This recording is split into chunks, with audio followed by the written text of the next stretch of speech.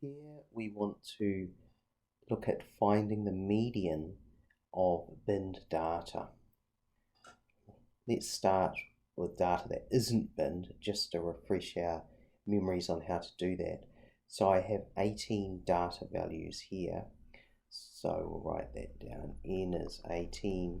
So the median would be at the nth plus 1 over 2, or the 9.5 element there. So that's really between the 9th and 10th data value. So we can just count forward and find that. So 1, 2, 3, 4, 5, 6, 7, 8, 9. So it's right in there, the median. So it's 17.5 is the median. Then finding the quartiles is just a process of finding the median again of the lower half and the upper half. We'll just do that briefly here. The lower quartile, there are 9 values to the left there. So 9 plus 1 is 10, divided by 2 is 5. So we're looking at the 5th element there. That's the lower quartile. For the rest of the video, I won't bother finding the quartiles of our data because it's really just the same idea as finding the median. So that's fine for when we've actually got the data. But if we have the data binned, like I have done here, it's not quite so easy. So we've still got 18 data values. You can see that from the cumulative frequency column there. So we should be looking for the 9th and 10th elements to find the median. Now, one thing my maths does is simplify the formula a bit and say, instead of looking for the n plus 1 over 2 element, it says I'll just look for n over 2. Just a little bit easier for you to remember. So we'd be looking at the 9th element. Now, in practice, we really should look for the 9th and 10th and find the mean, but just to make things easier, my maths does that. It's a simpler formula, and we're just looking for the 9th element. The complication really is finding the value of the 9th element, not whether you're finding the 9th or the 10th. So we won't worry about that too much. If you're trying to do the My Maths homework, well, you should just find n over 2, that element. So let's explore how to do that. So we're looking for the 9th element here. I'll write that to the side here, 9th element. We can see from the cumulative frequency that there's 3 elements or values in the first bin, there's 5 values in the first and second bin, and there's 12 in the first 3 bins. So the bin we're interested in is that one. Right? It's somewhere in there, the 9th value. And we actually know that it's going to be the 4th value or element in that bin. Right? We're after the 9th, and there's 5 before, so we're looking for the 4th value in that bin. Now, we don't know what the values are in there. If we could jump back to our actual data, well, like I've just done there, that is our bin there, right? So we know there the 7 values. We can easily count forward to find the 4th one, but we don't know that here in the bin data. That there could be 7 15s in there. There could be 7 19.99s in there. We don't actually know the data. So the most sort of obvious approach is just assume the data is nicely spread out in the bin. That's all we can do. Well, we could perhaps do other things, but we have to make some assumption. So we spread the data values out through that bin. Now there's a few different ways to do that. I've shown you them at the bottom here.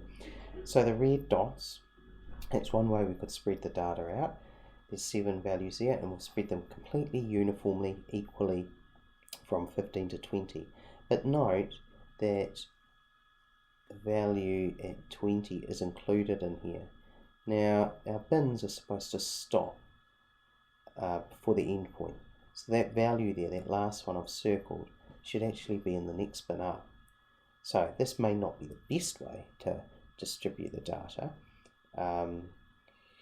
but well, it's one possible way, and quite a sort of simple way. Note that the gap between each data value there, that gap or that gap, is the width of the bin, which is 5, divided by the frequency, minus 1. So divided by 6, because there's 6 gaps there.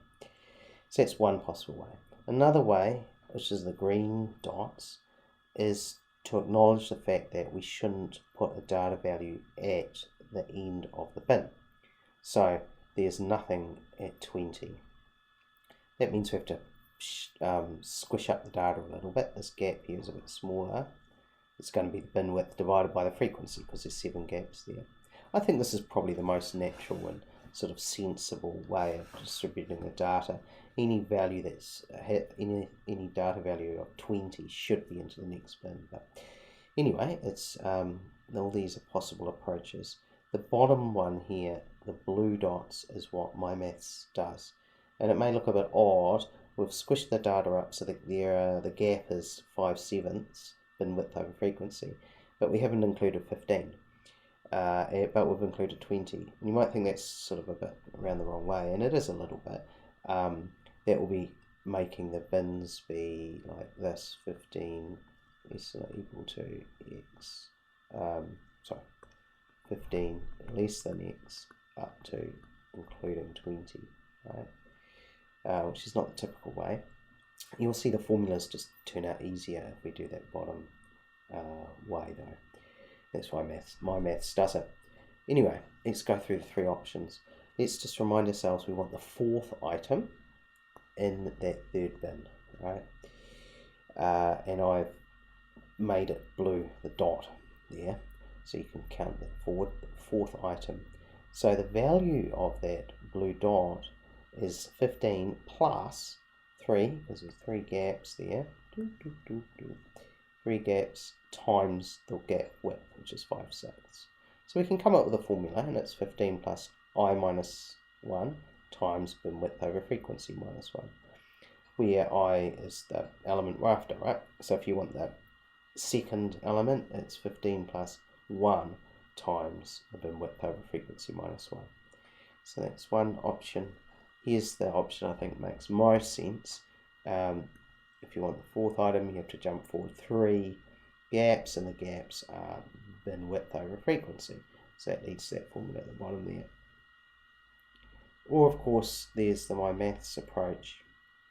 So after the 4th item in that bin, so we jump forward 4 gaps, and the gap there is bin width divided by frequency. So it's 15 plus 4 times 5/7. Or if you just want the ith item, that's it there, 15 plus I times bin width over frequency. And now you can see why MyMaths has decided to use that for its interpolation through the